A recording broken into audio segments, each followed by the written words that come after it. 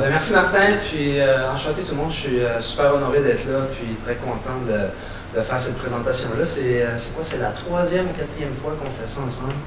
Avant de commencer, puis je vais me présenter un petit peu, mais avant de commencer, j'aimerais ça connaître un peu ce que vous faites. Peut-être pas tout le monde, mais est-ce qu'il y en a dans la salle qui sont assez courageux pour se lever puis donner c'est quoi leur pitch, le pitch de leur entreprise pendant un gros maximum de 30 secondes. Dites votre nom, vous pouvez dire le nom de votre entreprise, puis en maximum de 30 secondes, qu'est-ce que vous voulez faire? Patrick Gagnon, je suis président d'Ag Taxi. On est un service de commande de taxi par téléphone intelligent. Donc en 2 clics, on géolocalise, on commande une voiture qui vient vers soi. On la voit venir sur le plan. Puis dans quelques mois, on va intégrer aussi vraiment comme solution. On a l'ambition de devenir l'open table du taxi en Amérique. Okay, un peu comme Uber, plus vraiment les taxis. Les taxis okay. Taxi, pas haut de gamme comme Uber, mais taxi.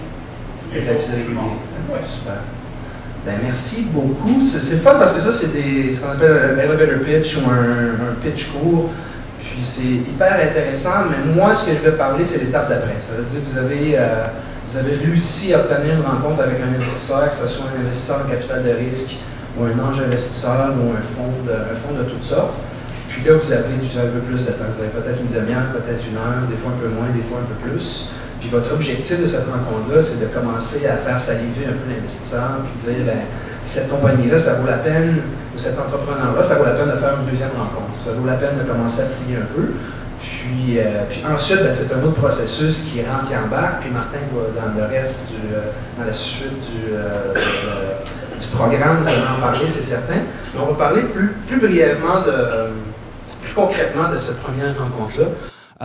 Je vais parler de moi un peu rapidement. Mon background, j'ai commencé ma carrière en capital de risque. J'ai travaillé 8 ans en capital de risque. Au début de ma carrière, au niveau local, investir dans des compagnies, surtout à Montréal, au Québec, pour le compte de Desjardins. Surtout en software. J'ai travaillé la grosse partie de ma carrière en software, investir dans des compagnies de logiciels, de multimédia, beaucoup de jeux vidéo. Ensuite, j'ai travaillé pour une firme basée à Toronto qui s'appelait JLA Ventures, qui était co-gestionnaire du BlackBerry Partners Fund. Fait que pendant 2 ans, mon focus, c'était vraiment puis ça, c'était les premières années des App Store. Donc, mon focus, c'était d'investir dans des compagnies. Puis là, c'était mondial. On a fait des deals au Canada, aux États-Unis, en Israël, en Europe. Investir dans des compagnies qui développaient des applications mobiles pour le iPhone, le BlackBerry, la plateforme Android qui commençait à lever pour les plateformes de Nokia qui n'existent plus tellement.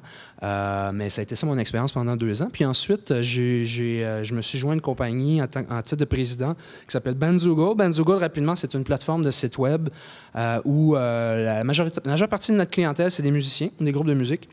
On en a un peu plus que 20 000 qui ont construit leur site web sur notre plateforme puis qui gèrent le marketing puis la vente de leur musique à partir de leur site. Fait que ça fait un peu plus que 2 ans que je joue ce rôle-là, puis c'est une compagnie qui roule super bien, qui est en croissance. Puis Martin disait, je m'amuse, moi mon background, c'est un background en affaires, je suis un tripeux de technologie web, puis un tripeux de musique, fait que c'est comme le rôle de rêve que j'ai réussi à faire arriver.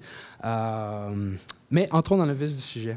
Je veux que la présentation soit super dynamique, fait que si à tout moment vous avez une question, il y a quelque chose que vous avez mal compris, ou vous n'êtes pas d'accord, vous voulez une précision, levez la main, levez-vous, lancez-moi quelque chose, comme vous voulez. Mais je veux que ça soit vraiment un dialogue, puis c'est comme ça que ça va être intéressant. L'idée de base, quand vous... Je baisse un peu mon micro. Quand vous voulez convaincre un investisseur, c'est de faire rêver. Tu sais, ici, tous les entrepreneurs qui sont ici, on est tous des rêveurs.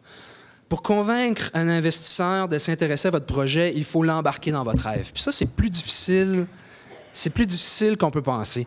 La passion est extrêmement importante. Il faut que l'investisseur saisisse. La première chose, c'est qu'il faut qu'il saisisse que ce rêve-là existe de votre côté. Ça veut dire que si vous venez et vous présentez votre projet ligne par ligne, lentement, c'est pas la même chose que si vous parlez de la nouvelle viande de porc que vous êtes en train de créer, puis que vous en parlez avec passion, avec vivacité, puis l'histoire est intéressante. Là, l'investisseur va tout de suite s'intéresser un peu plus à votre idée. Mais ensuite, ça c'est juste le début. Ensuite, il faut que vous soyez capable de le convaincre que ce que vous faites là, à votre échelle, ça va changer le monde. Tu sais, si c'est une nouvelle viande de porc, là, vous allez révolutionner l'industrie du porc, l'industrie porcine ou l'industrie du slow food, où vous allez vraiment amener quelque chose qui va être un changement majeur, ce qui va amener un rendement spectaculaire. Parce que l'investisseur, à la base, il est là pour le rendement. Donc, pour arriver à un rendement qui est spectaculaire puis qui est en mesure avec le risque qu'un investisseur va peut-être prendre avec vous, il faut que ce que vous fassiez, ce que vous faites, que ça soit quelque chose de gros, que le potentiel est gros. Il faut que l'investisseur ait la perception que le risque, le niveau de risque qu'il va prendre est acceptable aussi par rapport au rendement rêvé, au rendement potentiel. Donc ça, bon, on va rentrer dans les détails un peu, mais si vous me dites, moi, mon projet, c'est de changer, c'est d'amener une nouvelle sorte de porc et puis de régler le problème de la faim dans le monde, au niveau de la taille du projet, puis du potentiel du projet, c'est super intéressant, mais probablement qu'un investisseur va dire que c'est le niveau de risque pas réaliste. Fait qu'il faut toujours que l'investisseur perçoive qu'il y a une balance entre le rendement qu'il peut aller chercher puis le risque qu'il s'apprête à prendre. Puis il faut aussi que l'investisseur sente que ça va être agréable parce qu'un investissement, c'est un projet qui va se faire sur au minimum peut-être 3 ans. Puis des fois, ça peut être 7, 8 ans. Il y a des investisseurs, des fois, qui sont avec une compagnie pendant 10 ans. Fait que d'avoir un entrepreneur qu'on trouve allumé, d'avoir un entrepreneur qui est agréable, avec qui on s'entend bien, c'est quelque chose qui va être extrêmement clé. Fait que ça, des fois, puis ça, c'est pas quelque chose qu'on peut pratiquer ou quelque chose qui peut s'entraîner, mais nous autres, quand je travaillais en capital de risque, des fois, on trouvait un projet hyper intéressant, mais après la rencontre, moi puis les autres investisseurs, on se regardait et on disait, mais je suis pas capable de sentir le gars, tu sais, j'ai pas l'impression qu'on va être capable de travailler ensemble. Puis des fois, c'est ça qui fait qu'un investisseur va sortir. Fait que c'est important de rentrer dans une rencontre en disant, est-ce que cette personne-là, je pourrais être dans une relation de travail agréable et efficace pendant 3 à 7, 8 ans. Fait que ça aussi, c'est super important. Donc, la présentation proprement dit, puis le format de la présentation, je vais tout de suite descendre les points. Le format de la présentation, peu importe le format, c'est plus ou moins important. Que ce soit votre plan d'affaires, que ce soit la présentation que vous faites avec votre PowerPoint, vos diapositives de présentation, ce que vous venez faire avec un investisseur, c'est raconter votre histoire. Puis l'histoire, c'est quoi? L'histoire, au début, ça va être une mise en contexte. Voici le problème que moi, je veux adresser. Tu sais, le problème que vous voulez adresser, c'est peut-être que la viande de porc, aujourd'hui, elle goûte pas assez bon. On peut pas faire, je sais pas, on peut pas faire cette chose à faire avec. Ça peut être que le monde du fitness est complètement rétrograde dans quelque chose. Mais il y a un problème qui existe, puis vous pensez avoir trouvé la solution pour régler ce problème-là. Ensuite, vous allez présenter c'est quoi votre solution, c'est quoi la magie technologique, c'est quoi que vous avez créé, que personne d'autre a pensé ou que personne d'autre serait capable de créer puis de mettre en place qui va vous permettre de régler ce problème-là puis d'apporter votre solution au marché. Fait que ça, rapidement, c'est de dire, là, parlez du produit, parlez pas de ce qu'il y a en dessous du capot, mais tu sais, vous pouvez dire, cette voiture, quand on parle de voiture, on dit la voiture, elle a une accélération de tant de secondes sur le... On va pas dire, les soupapes sont branchées de telle façon. Tu sais, c'est garder la discussion à un haut niveau. Imaginez-vous que vous êtes en train de faire la présentation à quelqu'un qui ne connaît pas votre domaine, puis souvent, ça va être le cas, ou qui ne le connaît pas dans les détails. Puis dites, le produit, les avantages pour le client ou pour l'utilisateur, ça va être ça. Puis voici pourquoi c'est unique. Ensuite, on va parler du marché à conquérir. C'est qui le marché? C'est qui les acheteurs? Qui est prêt à payer pour ça? C'est qui les concurrents? Vous allez ensuite entrer dans le modèle d'affaires. Voici comment on pense aller tirer du revenu, puis on espère du profit de ce produit-là dans le marché qu'on vient de décrire. Ensuite, vous allez parler de votre équipe, puis de vous comme entrepreneur. Pourquoi c'est vous et votre équipe qui êtes capable de faire arriver ça en place, ce plan-là? Qu'est-ce que vous avez d'unique? Qu'est-ce que vous avez comme expérience, comme personnalité, comme entourage qui fait que l'investisseur devrait vous faire confiance à vous pour faire arriver ce que vous pensez être capable de faire arriver? Puis ensuite, on rentre dans le détail. Voici les résultats. La compagnie est où maintenant?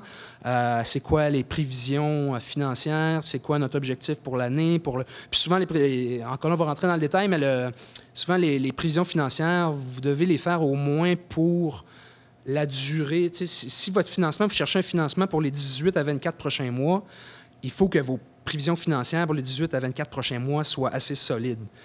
Pour ce qui vient après, vous devez avoir au moins des idées comment on dit, des milestones, des jalons, de dire, à l'année 3 puis à l'année 4, on pense être capable de se rendre là pour telle raison. Puis ensuite, ben, à la conclusion de cette présentation-là, c'est dit ben, le financement qu'on recherche aujourd'hui, c'est ça. Et pour telle raison, puis le montage financier qu'on aimerait faire, c'est quelque chose qui ressemble à ça. On rentre dans le détail tout de suite. Mise en contexte, fait que vous présentez, vous arrivez au bureau de l'investisseur ou peut-être que vous le rencontrez autour d'un café. Là, des fois, c'est ce qui arrive. Mais vous allez rapidement mettre en contexte la compagnie. Vous allez dire, ben, le nom de la compagnie, c'est ça.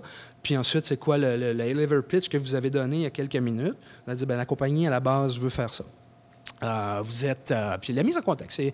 On est basé à Montréal, on est basé à Sherbrooke, on est une équipe de 3 ou on est déjà une équipe de 12, ou de mettre un peu, donner une idée de la taille de l'entreprise.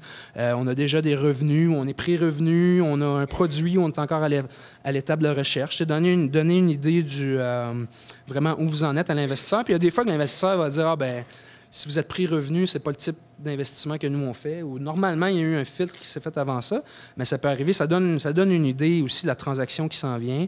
Vous pouvez donner un aperçu de ce que vous recherchez. Vous pouvez dire, ben nous, on cherche de 500 000 à 1 million pour terminer le développement du produit, ou on cherche un peu plus parce que là, on est prêt à commercialiser, puis on va le commercialiser sur le marché canadien, américain, puis peut-être 1 ou 2 pays européens.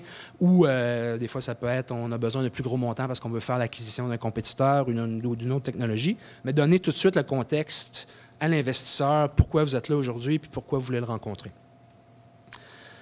Ensuite, moi, je vous recommande, dans votre narratif, dans l'histoire que vous racontez, de tout de suite tomber dans le vif du sujet, puis d'expliquer c'est quoi le problème que vous avez identifié. Puis rappelez-vous toujours que c'est une histoire que vous racontez, puis il y a une chronologie à ça. Puis vous, quand vous avez commencé à travailler sur votre projet, vous avez identifié quelque chose dans le marché, vous avez identifié une opportunité. Fait que racontez-le comme ça. Puis là, vous pouvez parler de où vous venez. Souvent, c'est... Ben moi, je travaillais dans telle industrie, chez Bombardier, disons, puis quand on interfaçait avec tel type de client, on cherchait toujours une solution, puis on n'arrivait pas à la trouver, puis finalement, on était obligé de la développer à l'interne, puis à chaque fois, je donne des exemples. Fait que moi, je pense qu'une compagnie qui se concentrerait là-dessus aurait un gros potentiel de marché. Fait que venez vraiment dire, ben voici pourquoi vous pensez que c'est une opportunité concrète, puis qui est assez intéressante pour en faire un projet intéressant. C'est des turbines de rivière qui... À quelque part, il y a un historique derrière ça, je suis certain. Il y a un background qui est venu, puis là, je sais que ça a l'air à démanger de le raconter. Mais ça doit faire partie de la première diapositive, de la première slide, puis tout de suite intéresser l'investisseur à l'histoire. Voici qu'est-ce qui se passe, voici pourquoi il y a un problème, puis voici pourquoi on pense que c'est important de le régler. Comment vous allez régler le problème? C'est quoi votre produit? Pourquoi est-ce que vos turbines sont uniques? Parce que c'est un produit qui n'existe pas nulle part ailleurs? Est-ce que c'est une opportunité qui... Est-ce que c'est que votre solution est 2 fois moins chère que tout ce qui existe sur le marché ou c'est vraiment quelque chose de nouveau? C'est quoi les fonctionnalités? C'est quoi les caractéristiques de votre technologie ou de votre produit qui fait que c'est quelque chose d'unique? C'est quoi le lien avec le problème? Pourquoi cette technologie-là vient exactement de régler le problème? Est-ce que c'est une solution qui, pour les clients potentiels et les partenaires potentiels, est une nécessité? En anglais, on dit un « need to have » versus est-ce que c'est un « nice to have ». Il y a comme l'application pour appeler un taxi. Est-ce que ça va devenir pour les clients, pour les habitués, les gens qui prennent souvent des taxis, quelque chose qui ne pourront plus se passer? Ou c'est un nice to have, une belle bébelle, un gadget que je vais essayer 1 ou 2 fois, puis que peut-être, moi, j'en ai des tonnes d'applications sur mon iPhone que c'est le fun, mais je suis content d'avoir payé seulement 99 sous, puis je ne paierai pas plus que ça. Un investisseur ne voudra pas investir dans un projet qui est un nice to have. Fait qu'il faut le convaincre que ce que vous avez, ça va devenir une nécessité pour une bonne liste de clients. Là, c'est écrit sur la diapositive, pour des millions de clients. Ça peut être, c'est pas nécessairement des millions. C'est toujours à l'échelle de votre entreprise. Si c'est une app à 99 sous, c'est mieux d'être des millions. Si c'est des systèmes, des turbines à je sais pas, quelques dizaines de milliers de dollars ou centaines de milliers de dollars, à ce moment-là, on a peut-être une business intéressante avec quelques centaines de clients ou des milliers. Mais il faut réussir à avoir des arguments pour dire, ben voici pourquoi il y a un marché intéressant. De toute façon, il arrive. mettre l'accent sur les barrières à l'entrée. Ça, c'est intéressant parce que pour qu'un investisseur ait la perception que son risque va être relatif, il faut qu'il soit convaincu que ce que vous êtes en train de développer, ça va être quelque chose qui va être unique, qui va être en avance sur son marché, mais qui ne sera pas facilement réplicable par quelqu'un d'autre. Fait que, fait que peut-être faire une application pour appeler un taxi on the fly, probablement qu'une équipe de développeurs est capable de développer ça en quelques semaines ou en quelques mois. Fait que là, l'approche, c'est de dire, ben nous, on va avoir la barrière à l'entrée que vous allez créer, c'est peut-être de dire, ben nous, on va avoir des ententes avec les compagnies de taxi avant les autres, qui va faire qu'on va être impossible à déplacer parce que on va être les premiers sur le marché, puis on va aller chercher une grosse partie des utilisateurs. J'invente peut-être des choses, mais c'est quelque chose qui transpire de votre présentation. On développe quelque chose qu'on va être capable ensuite de protéger. En technologie médicale, en pharmaceutique, en biomédicale, les brevets, souvent, là, vont faire une grosse différence. Fait que les investisseurs dans ces domaines-là, même en technologie industrielle, vont dire, bien, d'accord, est-ce qu'il y a des brevets? Est-ce qu'on va être protégé? Est-ce que la propriété intellectuelle va être solide, va être importante? En logiciel, des fois, c'est moins important. Ça dépend un peu des compagnies et des projets. Vous pouvez, à ce niveau-là, quand vous présentez votre solution, vous pouvez faire une petite démonstration. Ça dépend toujours. Tantôt, vous nous avez montré sur l'iPad un peu de quoi la turbine avait l'air. À ce stade-ci de la présentation, ça peut être, si c'est quelque chose qui se démontre bien, facilement, en 1 minute ou 2, ça peut être le fun de montrer. En software, souvent, on veut voir des screenshots, là, des saisies d'écran qui donnent une idée de quoi le logiciel a l'air. Si c'est une application, vous pouvez montrer l'application, comment elle s'utilise, tout ça. Ça peut aider l'investisseur à bien saisir c'est quoi le produit. Ensuite, vous pouvez rentrer dans la plupart des projets, c'est après avoir parlé de la solution au niveau du produit que vous pouvez rentrer plus dans les détails de la technologie. C'est quoi, une fois qu'on lève le capot. Puis surtout, si vous avez un investisseur qui est assez sophistiqué dans votre domaine, ça devrait faire partie quand même de votre présentation, mais je vous conseille de ne pas trop rentrer dans les détails. Ça devrait être une petite partie de votre présentation, mais dire, bien, voici la recherche-développement qu'on a faite, c'est quoi, les risques technologiques qu'on avait au début du projet, que maintenant, c'est lesquels qu'on a pu, lesquels qu'on a réussi à éliminer, puis est-ce qu'il en reste? Je pense qu'il faut être super ouvert puis super honnête pour présenter à l'investisseur le projet en est où au niveau de la technologie. Évolutivité et monter en charge en bon français, ce que ça veut dire, c'est est-ce que votre technologie évolue? Une technologie évolutive, c'est que c'est une technologie qui va être capable d'évoluer avec les innovations qui vont se faire dans le marché. Fait qu'autrement dit, en logiciel, souvent, c'est de dire, bien, le logiciel qu'on construit aujourd'hui, dans 2 ans, il va être désuet. Est-ce que ça veut dire que dans 2 ans, il faut refaire la technologie au complet ou on va pouvoir l'adapter aux nouvelles demandes des clients ou aux nouvelles avancées? Par exemple, en software, maintenant, il y a beaucoup plus d'applications qui s'en vont vers le mobile. Fait qu'est-ce que rendre cette application-là mobile, c'est un projet d'1 semaine, ça va devenir un projet d'1 an. C'est le genre de choses que vous devez démontrer quand vous parlez de votre technologie. Puis la montée en charge, en anglais, c'est scalability. Ça veut dire, est-ce que la technologie aujourd'hui ou la technologie pour développer un port, est-ce que ça roule bien pour 20 usagers? Mais est-ce que si l'objectif, c'est d'aller en chercher 20 millions, est-ce que la technologie est assez solide, puis l'infrastructure est assez solide pour se rendre à 200 000, puis ensuite se rendre à 1 million? C'est un peu ça aussi qu'il faut réussir à démontrer. Est-ce qu'il y a des questions de certification? Est-ce qu'il y a des questions de compatibilité avec d'autres systèmes qui existent?